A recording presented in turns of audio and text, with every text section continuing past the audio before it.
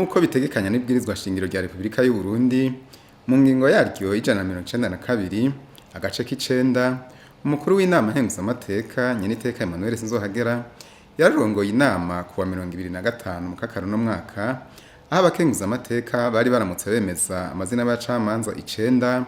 Inama nkenguzamateka yarongikiwe na Nyenicubahiro umukuru w'igihugu bagiye kugenwa mu mabanga atandukanye. Muri bo hakaba harimwo Leonard Manirakiza agiye kugenwa mu mabanga y'umushikirizamanza kizigenza wa Repubulika.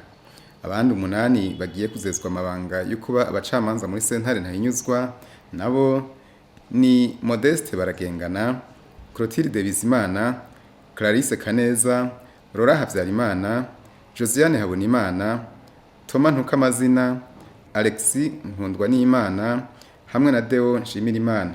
Umushikiranganje w'ubutungane Mupfasoni Domine Banyankimbona akaba ari we yari yarungitswe na leta kugira ngo ashikirize umwidondoro wabo.